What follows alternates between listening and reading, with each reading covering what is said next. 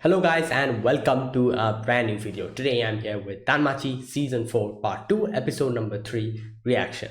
Alright, the previous episode the situation didn't get better at all. It became even worse. First of all, Belle and Rue are trying to get away. The Juggernaut is behind them, trying to get to them. And Rue used last of her power to heal Belle. Now she cannot do anything. Not only that, they're weak, they cannot move. Belle almost gets attacked by one of the characters in the deeper floors, that is the what was it called, the skull ship or whatever it was called, that thing. And that thing is strong because lower level is the level are like way higher than Belle and Ryu. So all that stuff, and Belle is like, I'm not going to leave Ryu, and they kind of go to a place where they take a little bit of rest.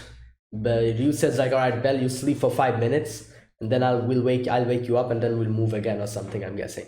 But either way, that's what's going on in that side. In this side, things are kind of again getting worse and worse. Mikoto, it kind of looked like they're kind of doing it a little bit better. Mikoto with her sensory skills and her gravity skills, they were actually kind of pushing back the Amphisbaena. However, the Amphisbaena just jumped and fell on them, just completely rocking the whole place down. Mikoto falls down underwater. Haruhime tries to save not Daphne, sorry, Cassandra and Lily, and something happens. She gets involved in the crossfire. Now Oka and Aisha are pissed off. They're going towards the enemy and all these things. But the good thing here is that from the hostess of fertility, those three girls, and Subaki Colbrande, Hephaestus family as vice captain, as far as I can remember, she and the hostess of fertility is those girls, those three girls.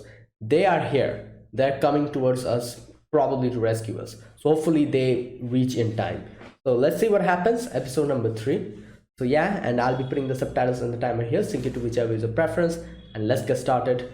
Also, the upper portion of the video will not be shown. My channel is going through a little bit of trouble with copyright, so I won't be showing the upper portion. The subtitles and the timer will be provided. Please sync my reaction to the original video and play it alongside me.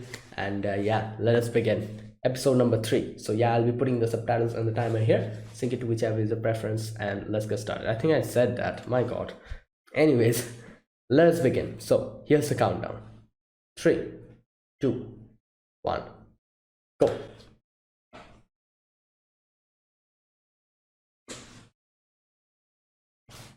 Oh, this is the past. Yep, this is the past. So this is Ryu's past from the Astria Familia.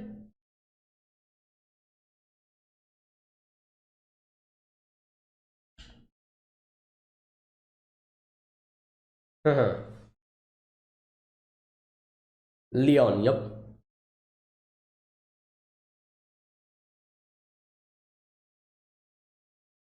Okay.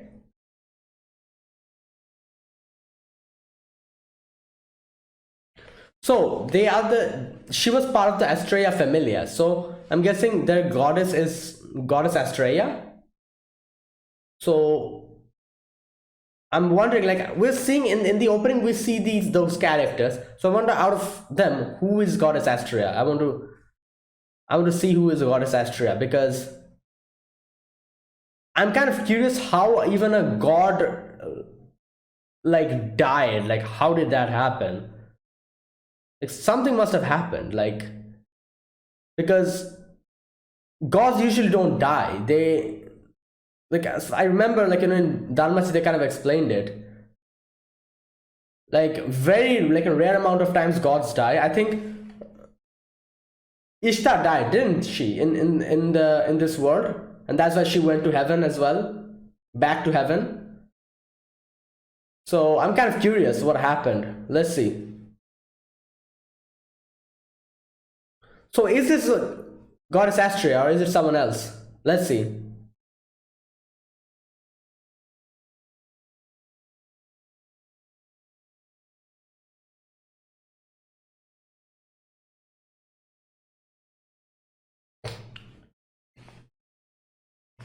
All right.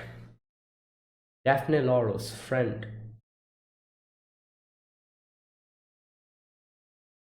All right. Here we are.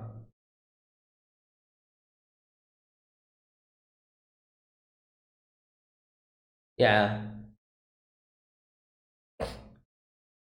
Oh no. Oh yeah, it's repairing itself. Hmm. Hmm. Yeah.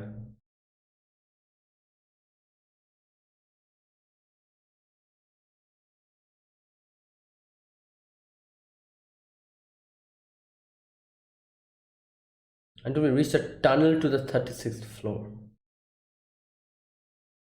Like I said this in the previous episode. She's just hanging out, hanging like kind of hanging out down because of Belle. She herself doesn't have any hopes of surviving. Oh my god.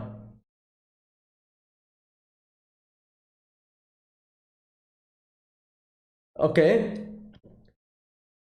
Too many of them. Oh!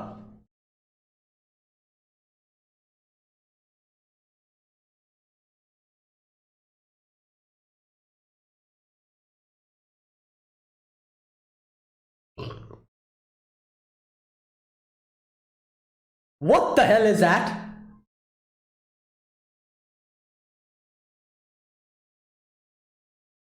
Okay, it's that Belle woke up. Obviously, like with this commotion, anyone will wake up.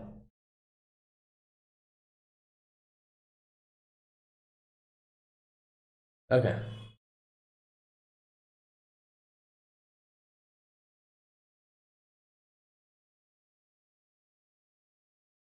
Hmm.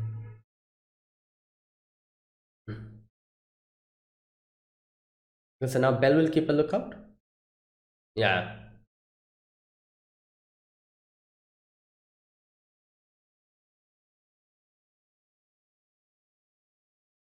Is she going to dream here? Like, There you go. So in this way, we're going to get their story. Oh no, she's a captain. Never mind. She's not the goddess.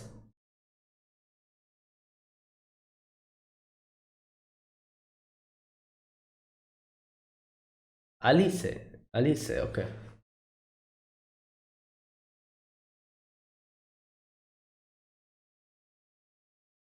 It's like a lucid dream. Yeah. Okay.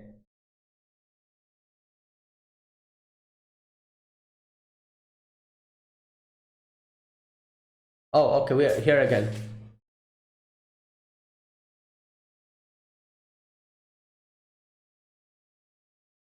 Oh yeah, here this scene. Haruhime saves them.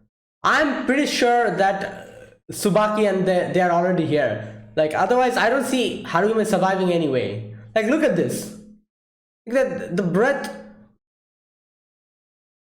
I'm sure they're here. Subaki is here. Let's see.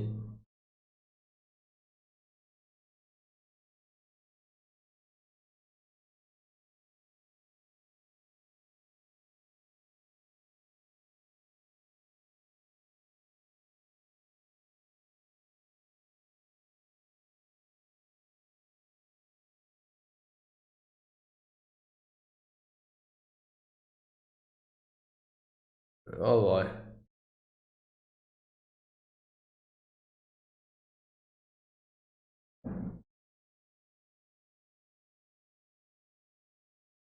Okay.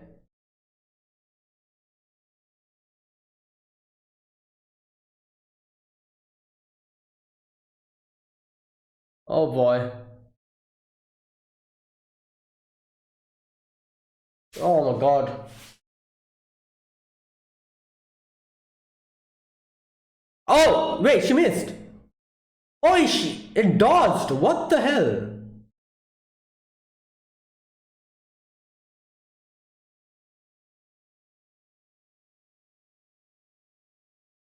Oh no, not again. The magic will be negated.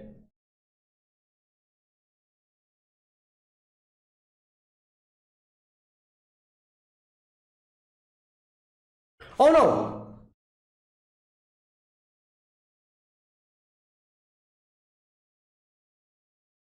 Yeah, the magic is gone. The ice is.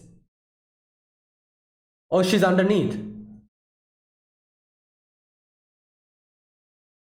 God damn.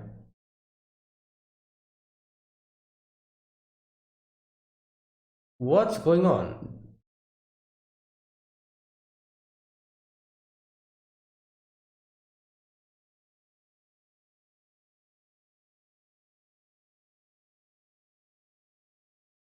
Oh my god.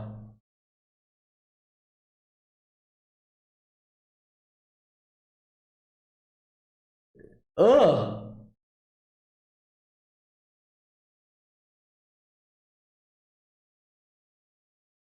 Okay, what happened to Haruhime?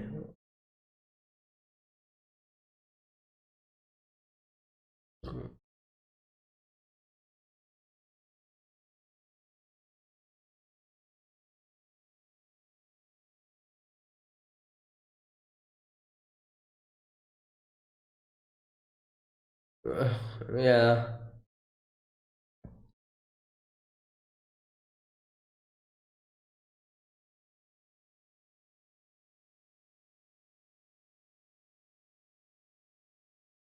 Okay.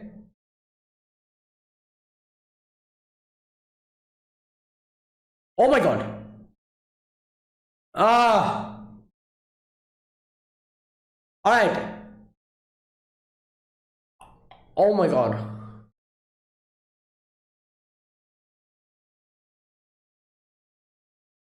Oh, there she is. Where is she? She's underwater.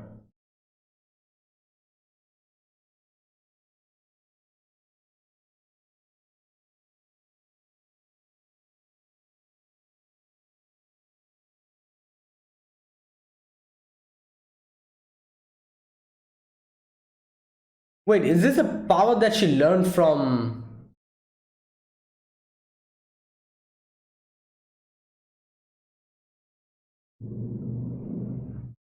This is the power that she learned from Takumi Kazuchi, isn't it?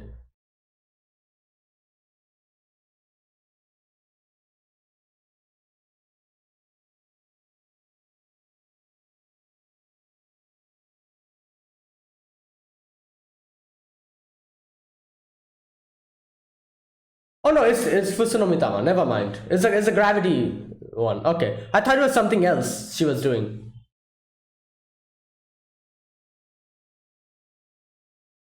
All right, it won't be able to put its mouth up, you know.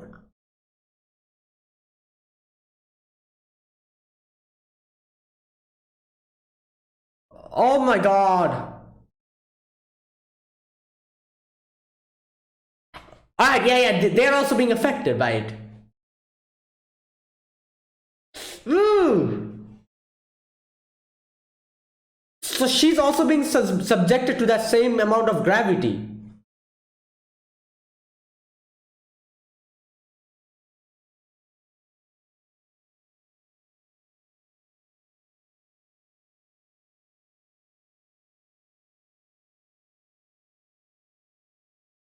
What the? Wait, how? Oh, is it because of the shawl? The. Wait a minute. Yeah, it's because of that she was saved.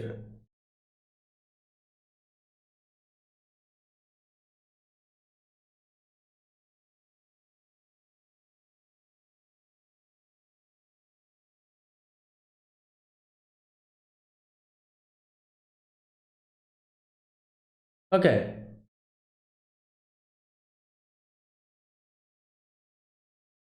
Damn.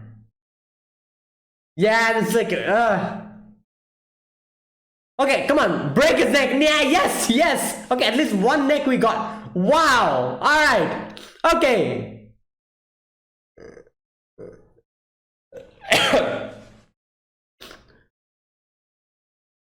Alright, the level boost. Here it comes.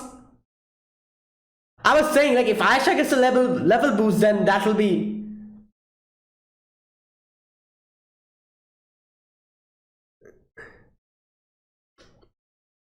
There you go. Alright, the second head is also gone. Wow. Damn.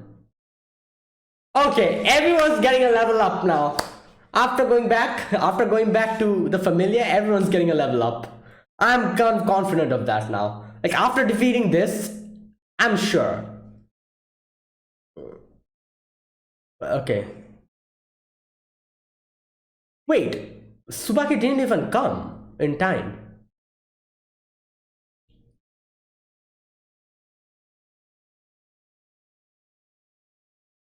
Oh yeah, she's tired.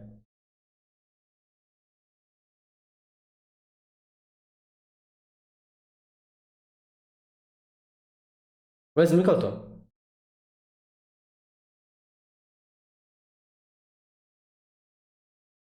Oh, there she is.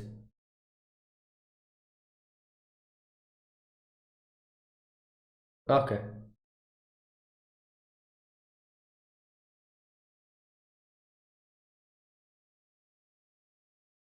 Oh my god.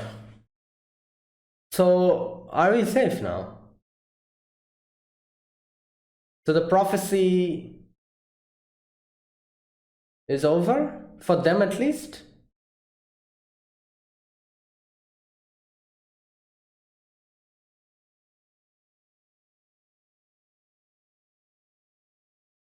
Yeah. Over? Oh, dragon liver. Yeah? Alright. So, like I'm saying, it's a. That's my question. For them at least.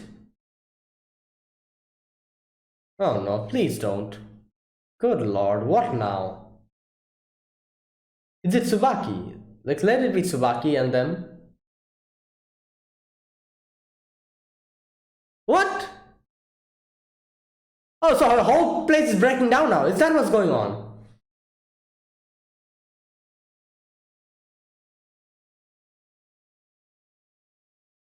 What? What the hell? Where did they come from? Oh, they were destroying the place. Oh, yeah. You idiot! What is wrong with these guys?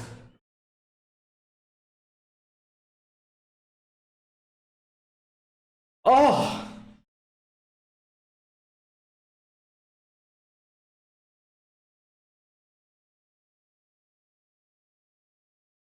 Oh, that's what it meant. The cage of dispatch shall become a coffin.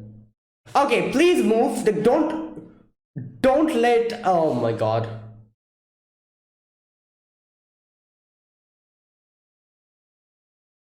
The life-giving sun.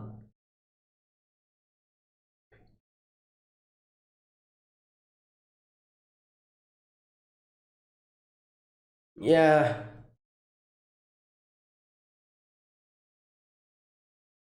Oh no, please don't. I don't think.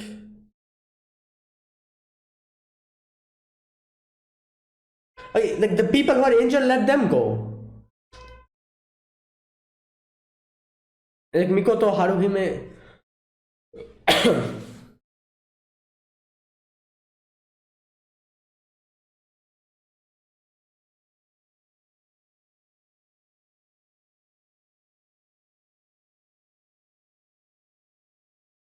What? East. Okay.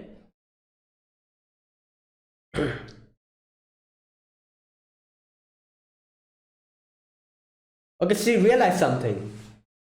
Yeah, what does that mean?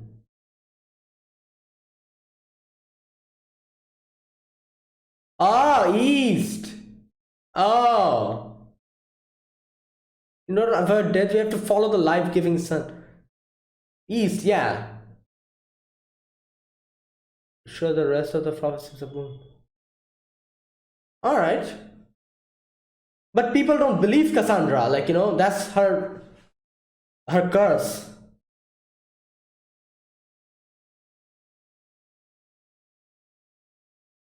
Yeah, people don't believe her. That's the thing.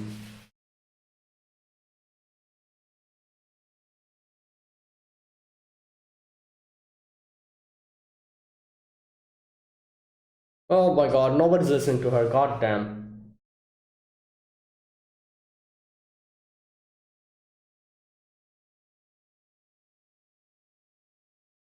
Yeah.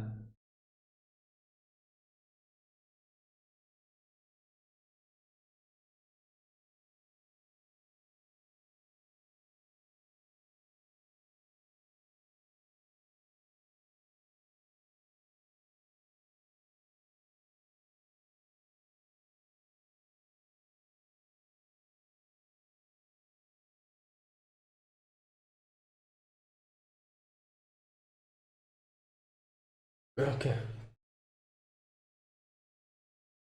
Oh my God.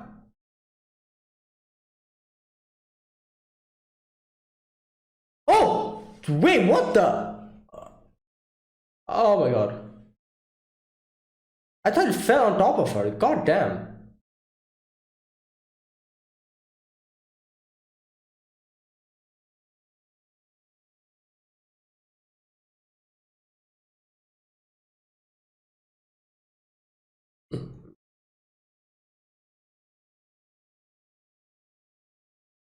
Oh boy.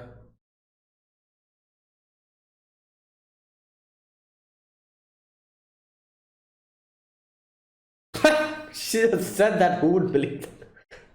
All right, let's go. Oh my God.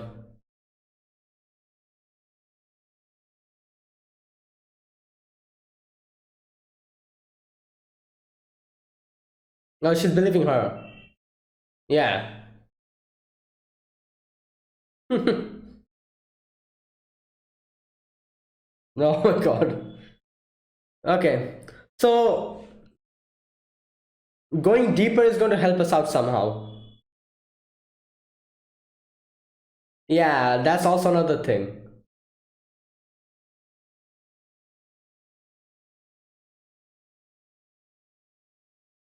Oh boy.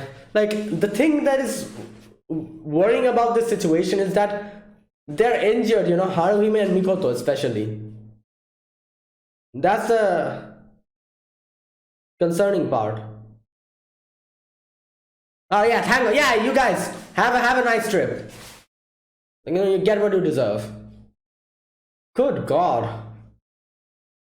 Yeah, yeah.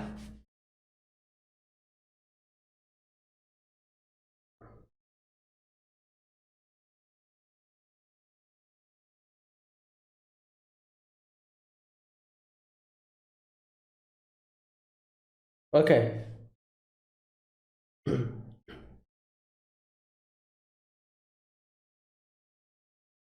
Yep. There you go.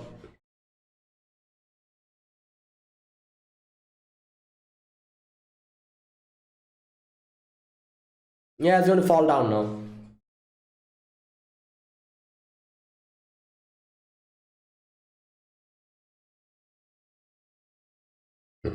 All right. So what? So Subaki and them will meet later on, I'm guessing. I thought they would meet here, but okay.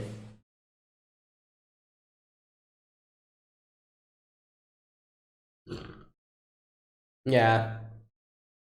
So there you go. If they went 24th floor, they would have been dead.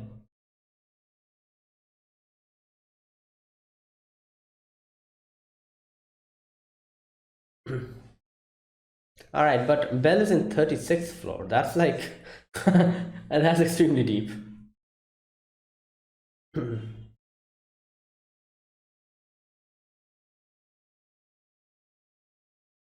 Okay, how much time have passed after that?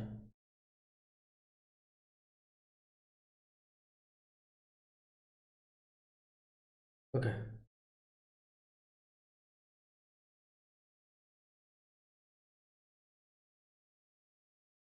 Hmm. Okay, thank God the amphibian is gone. At least one, one of the problems has been taken care of. So there you go. Cassandra's prophecy is the one that kind of saved them, because the prophecy said that, follow the life-giving sun or something like that, which she deduced that it means, follow the sun, like the direction. Okay, that must be Astrea, that girl.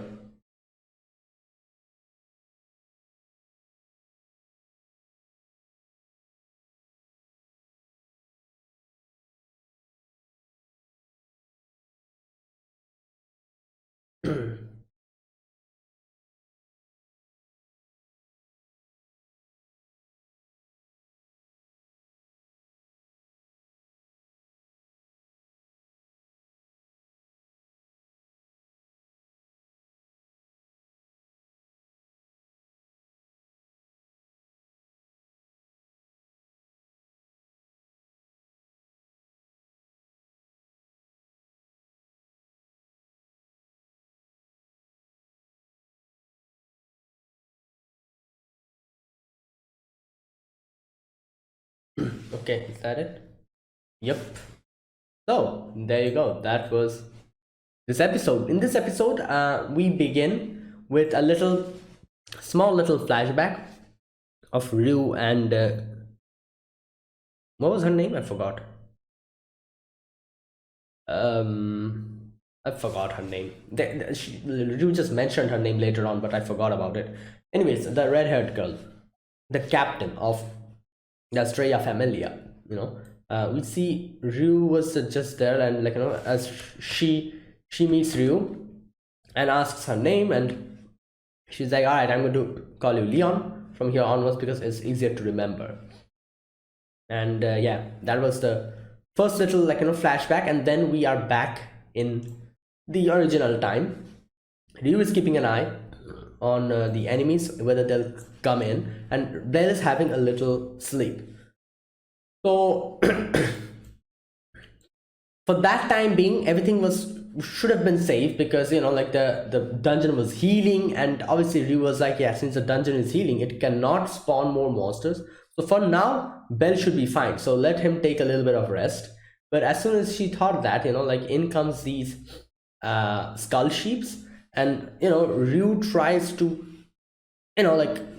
stop them, attacks one of them and kind of falls down, dodges, and attacks again. Obviously it is difficult to fight like that because one of her legs are completely broken, and she's just using her knife to fight like that. So it is obviously difficult. But like I said in the previous episode, Ryu is continuing with Bell, not because Ryu wants to survive. It's because Ryu wants Bell to survive. Like I said, she has actually given up hope for her own survival, and she is just going with Bell because she wants Bell to have a higher chance of surviving.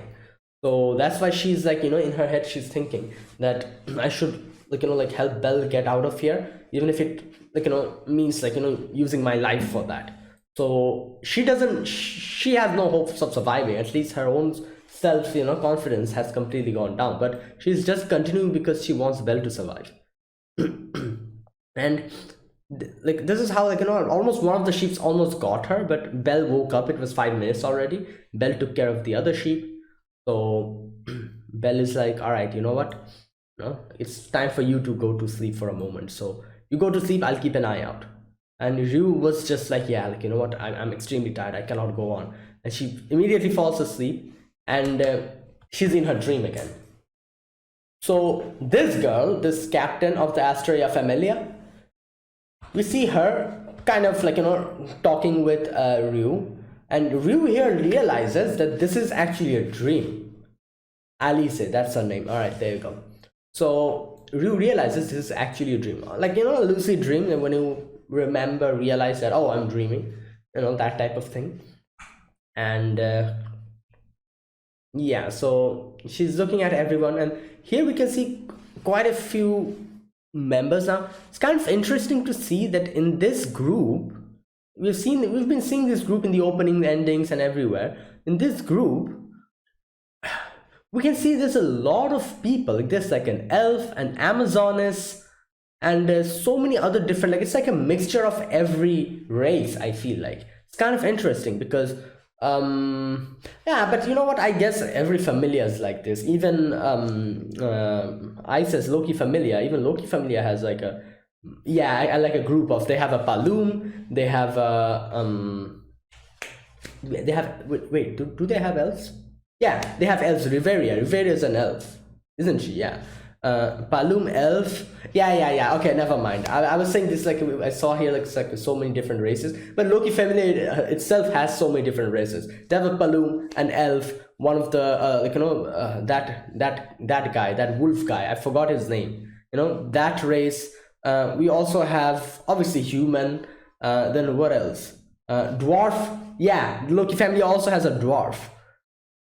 And Amazoness, yeah, like every, yeah, you know what, never mind. I was going to say this familia looks like there's like a lot of diverse, like, you know, races and everything, but no, Loki familia itself has so many races in within it, so yeah, never mind.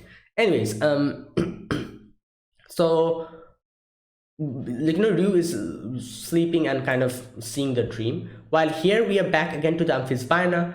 Daphne, in that scene, not Daphne, sorry, Cassandra and Lily is being saved by Haruhime. And okay, so my question is this thing that she was wearing, you know, the protective covering, was it like made of some heat resisting, fire resisting thing, just like Belle's like, you know, salamander shawl or whatever that he was wearing? Yeah, it is of the same material, isn't it? I think that, yeah, that is why Haruhime was saved, because she had it covering her whole body, so she did not get injured. Yeah, I think that's what happened. Okay, anyways, like I was thinking for her to survive from that situation, either like, you know, Tsubaki has to come, Tsubaki and the girls will have to come and save her, or something else, like, you know, must have happened. So there you go, Tsubaki is not here. However, that protective shawl kind of, like, you know, protected her from that. And now here Aisha and Oka gets pissed off. They start running towards the Amphisbaena, attack them, but the Amphisbaena is just, you know, like too strong and nothing's working. The Amphisbaena is using its like, you know, magic repelling breath, or whatever you call it, you know, magic negating breath. And the ice that yeah, the ice that was made from magic gets destroyed. So obviously they're coming back, and it's a very tough situation. And next, the Amphisbaena goes down again, and again gives us a big jump scare. Just pops out from one of the, like, you know, underneath. Oka almost gets swung out. So here we see Oka just advancing, Aisha advancing, and you know, like Oka's like, you know, like gives, like, you know, tells well, wait, what was his name? Just a minute, I always forget his name. Just a sec. The blacksmith, Welf, there you go. I always forget his name. Welf. He tells Welf that give me your, like, you know, the ice magic that you do, give it to me. And Welf does that, and that was an interesting, like, I have to say, it seemed as if they're rushing, you know, completely blind, but that was not the case. They had a proper plan. So what had happened is Welf made that, like, you know, slidey ice thing, you know, kind of like that, and the Amphisbaena's attention obviously moves towards there as it uses its magic negating breath. So while its, you know, while its attention is over there, Mikoto uses the gravity magic, Futatsu no Mitama. And for a moment I thought she was using some other magic, because I remember Takemi Kazuchi teaching her something, and I thought maybe it's something like that, you know, some another new skill or something that she learned. But no, it's like, you know, the gravity magic that she used. But that moment, since it was distracted from the other side, the gravity magic started, like, you know, kind of pulling it down, and, like, you know, the Amphisbaena down, and the Amphisbaena wasn't able to negate the ice thing that Oka was running on top of. So the gravity was so strong that the fishes that was chomping on Mikoto just completely got obliterated. And obviously Mikoto was there as well, so Mikoto herself was also being subjected to that amount of force, but she kept on. The amphibian, its head kind of went down, obviously, and taking this opportunity, Oka started moving more forward towards to get a proper position to attack the amphibian. And while all of this was happening, we see Haruhime is also fine. Haruhime had the protective covering on her. Like I said, as far as I can remember, it's made of some fire repelling fabric or something. That is with Bell now, the salamander cloth, fabric or whatever you call it. So that protected her. So we see that and yeah, Haruhime is like, my body is burning, but let it burn to a crisp, and I'm going to use my buff. So what she does is, just a minute. Okay, what she does is she uses the level boosting on Aisha, and I remember thinking what would happen if she used the level boosting ability on Aisha. It would be better, and in this situation I feel like the decision to give her level boosting ability to Aisha was the best, because up until now everyone needed to survive, but now obviously Oka is in front of the amphibian, Aisha is in the front line, Mikoto is kind of holding the amphibian down with her gravity power. So the other people, they don't need the level boosting currently. The only people who needs the level boosting now are the people who are in the offensive, that is Aisha and Oka. Obviously what Oka does is that Oka just jumps down from the top and destroys. This was very, like I said, it seemed as if they were doing everything just completely blind, but there was a proper strategy here. Oka jumped down, and because of the gravity itself, the force with which he swung his axe became even more stronger. So I'm guessing that is exactly why, even without a level boosting ability, Oka was able to actually destroy one of the heads of the amphibian. Because Oka is not a high level, Oka is, I think, level 3 or something like that. So being a level 3, he was able to destroy the head of the amphibian. Why? Because obviously Mikoto was using the gravity ability, I think, he jumped there. Obviously, he himself is putting force on the axe, but at the same time it's being boosted by the gravitational force as well. So it hit hard, one of his neck is gone. Now obviously Aisha, after that Aisha gets a level boost. So Aisha's level 4, I think. From level 4 she gets boosted to level 5. So Aisha had to destroy one of the heads on her own. There was no gravity, there was no gravity skill of Mikoto aiding her, and she had to swing the sword on her own. That is why she needed a level boost, I think. And when you're level 5, you can probably do something like that. She did. She used her skill Hell Chaos and destroyed the other head as well. So obviously both the head is gone, the amphibian is destroyed. So there you go. Like I said, they used strategy here. Oka wasn't level boosted, that's why she needed Mikoto's aid to attack and destroy the head. Mikoto's gravity skill and Oka's normal axe and his own power was able to destroy one of its heads, and Aisha got the level boost from Haruhime, and using Hell Chaos, she was able to destroy the other head. Both the heads are gone. The animal, the monster is also destroyed. The 4th boss is gone, and little by little, the flame starts dying down. Aisha puts a healing thing, healing potion on her, so everything is fine. Haruhime is okay. Mikoto is being saved. So there you go. And I'm like, okay, so what does this mean? The prophecy has been, the whole prophecy that Cassandra made. Are we out of that stage? Is everything fine now? I was thinking that, and they answered that question very soon later on. Now, first of all, the first thing that Lily does is oh, rare loot, rare drop, a super rare dragon liver. Let's get that. Obviously, when you're on an adventure, even if you're on the verge of dying, you should get your loot, because yeah. I remember in RPGs, there's been so many times because of because being lured by like very good loot, like my character died so many times. So Lily, as always, she's like, oh, let me get the loot, and she's like, keeping it inside her like pouch. Now, like I was saying, the question that came in my head is the prophecy over? Are we out of that stage? No, obviously not.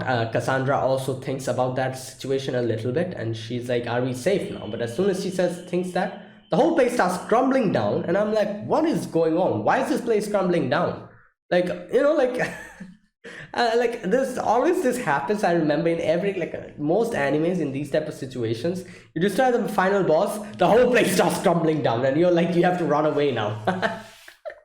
That's like a staple of every final boss battle. Defeat the final boss, the whole place comes crashing down. Now there's a whole running away scene where you need to run away from the crumbling castle or whatever. Every time. But obviously here there was a proper reason for it. That is, these guys, the Turk guy and those guys, Judah and all of them, I forgot their names. Anyways,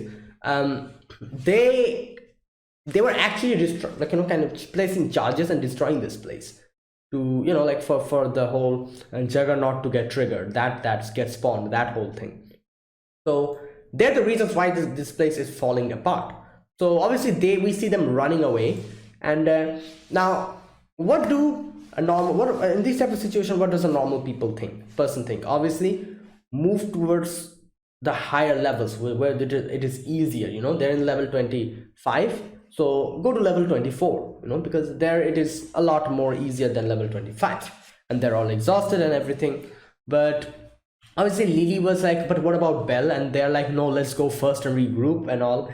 But then what happens is Cassandra says that, wait a minute, I understood what my prophecy means. My prophecy says that let me check. The light thou seekest is a life-giving sun, for there is no other. Now, obviously, life-giving sun, the prophecy is telling them to seek the life-giving sun. And where does the sun rise from? The east. So Cassandra comes to the conclusion that we need to go to the east, and the east is the direction to level 26, which is lower than this level. So obviously Daphne is like, what the hell are you saying? Why are you always saying stuff like this? She's like, oh, I'm not going to listen to you. Come on, guys, let's go to level 24. Regroup and get ourselves together. And obviously Cassandra's like Daphne, listen to me. You never listen to me, and please listen to me this time. Now here, okay, and one thing I need to see here is, what is the curse of Cassandra? Like, who cursed her? Was it Medusa? No, wait a minute. Who was it that cursed her? Cassandra. Cassandra, referred to as Alexandra, Greek mythology, was a Trojan princess dedicated to the god Apollo. Oh, okay. And fated by him to utter untrue prophecies, but never to be... Wait, what? And fated by him to utter true prophecies, but never to be believed. Oh, it was not a curse. Oh, never mind. It was just the fate that was put upon her, that you'll be able to say true prophecies, but no one will believe you. In modern usage, her name is employed as a rhetorical device to indicate a person whose accurate prophecies, generally of impending disaster, are not believed. Cassandra was the daughter of King Priam and Queen Hecuba of Troy. Elder brother was Hector. Oh, Hector was a brother. The hero of Greek Trojan War. Ah, Hector was her brother. Okay, Cassandra. The older and the most common versions of the myth state that she was admired by the god Apollo, who sought to win her love by means of the gift of seeing the future. According to Aeschylus, She promised him her favors, but after receiving the gift, she went back on her word. Oh, as the enraged Apollo could not revoke a divine power, he added to it a curse. It was a curse, there you go, that nobody would believe her prophecies. In other sources, such as Hyginus and Pseudo-Apollodorus, Cassandra broke no promise to Apollo, but rather the power of foresight was given to her as an enticement to enter into a romantic engagement, the curse being added only when it failed to produce the result desired upon by the god. Later versions of the contrary described her falling asleep in a temple where snakes licked or whispered into her ears, which enabled her to hear the future. Okay, there you go. So that is why no one believes her. All right. I was thinking, like, what was the curse that was given to her? It was a curse. Apollo cursed her. So, all right, and which is obviously so interesting because here they were also part of the Apollo familia, and that's why we have Cassandra here. Wait, is there also a Daphne in the? Wait a minute, just a minute. Daphne, Greek mythology. Daphne.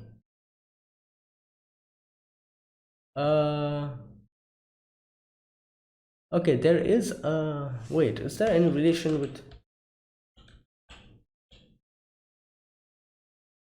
Okay, here we go. Daphne. There's also a Daphne here. A minor figure in Greek mythology is a naiad, a variety of female nymph associated with fountains, wells, springs, streams, brooks, and other. There are several versions of the myth in which she appears, but the general narrative found in Greco-Roman mythology is that due to a curse made by the fierce wrath of the god Cupid, son of Venus, on the god Apollo, she became an unwilling object of the infatuation of Apollo, okay, who chased her against her wishes just because before being kissed by him, Daphne invoked her river god father, who transformed her into a laurel tree, thus foiling Apollo. Oh yeah, okay, there you go. In Daphne's power, we saw a few, I think the previous episode, it had like a some kind of a like a plant coming out or something. So it's that reference, isn't it? Something like that. Henceforth, Apollo developed a special reverence for laurel. Oh, is that why Apollo has the laurel? Okay. And the Pythian Games, which were held every 4 years in Delphi in honor of Apollo, a wreath of laurel gathered from the Vale of Temple in Thessaly, was given as a prize. Hence, it later became customary to award prizes in the form of laurel wreaths. Okay, poet laureate.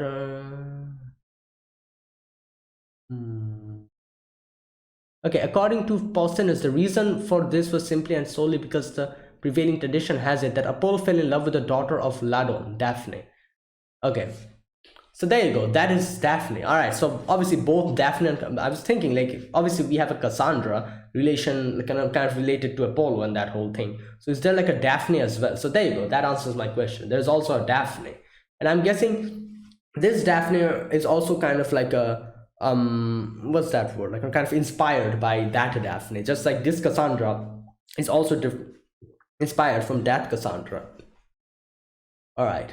You know what, I'm kind of wondering, does all the characters here have like a inspiration for something? Like obviously most of the characters in this show, the gods and goddesses are real, like Hestia, Apollo, Hephaestus, Loki, all of these gods and goddesses actually exist. And obviously a few characters here are like actual inspirations from actual characters in the mythologies like Daphne, Cassandra. So I'm wondering, does every character have a relation like that, like kind of like a, I'm going to check it out later on if every character has like an inspiration for something or something like that, just like Daphne and Cassandra. Anyways, so Daphne is like oh no, Cassandra's like, you never really listened to me, never believed me, but I don't know what the prophecy means, but the amount I've been able to decipher is that we need to go to the east. So please listen to me, Daphne. Like I'm begging you, please listen to me. And I love how Daphne is like shut up. Like your prophecies make no sense. I won't believe your prophecy. He turns towards everyone and like, guys, let's go to the 26th floor. I'm like, what? What's going on? She just said that she's not going to believe the prophecy, and then she's saying, let's go to the 26th floor.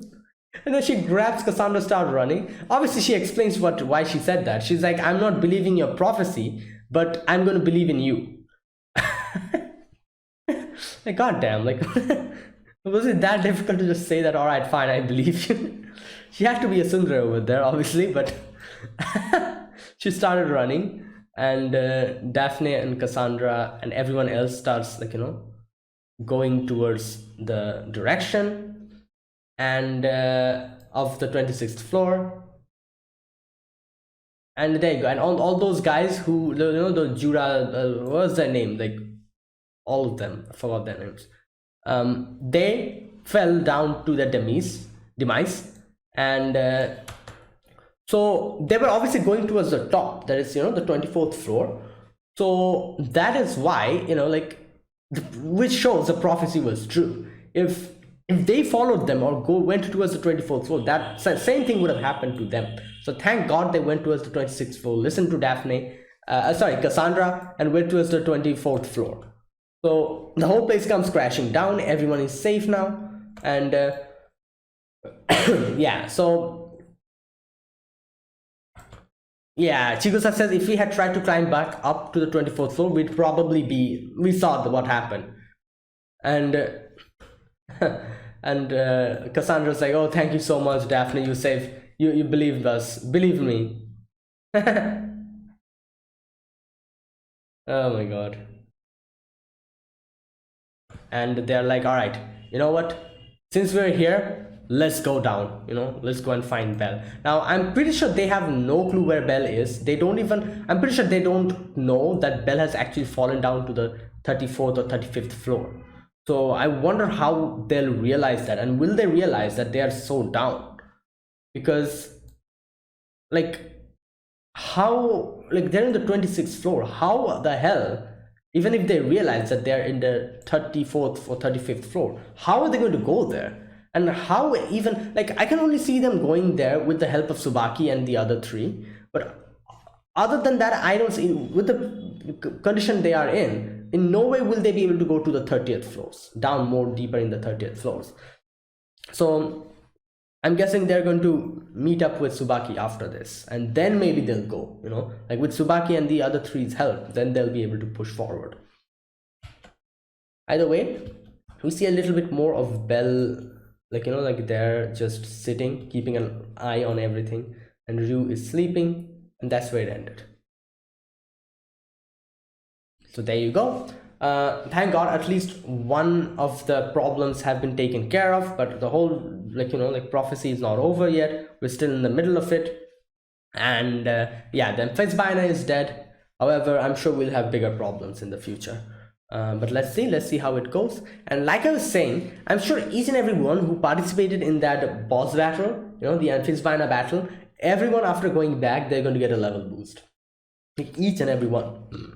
So yeah, because this is like a huge thing they did, they went against all odds, and that is what you need to do in Danmachi, go against all odds and do something spectacular, then and only then you'll be leveling up. So here, obviously this was a spectacular thing that they did. So they defeated that Amphisbaena without a raid party on their own. They did it, with one party only. That's a spectacular thing they did. I hope everyone gets a level boost. But either way, that was it. That was my reaction to Danmachi season 4 episode part 2 episode number 3. So yeah, if you guys enjoyed this video, be sure to press the like button and subscribe if you're new to the channel or you haven't subscribed. Comment down below anything you want to say, anything you want to let me know, and I'll check them out. And yeah, that is it. Thank you for watching, guys, and I'll see you guys next week with another episode of Danmachi. Until then, goodbye and have a nice day.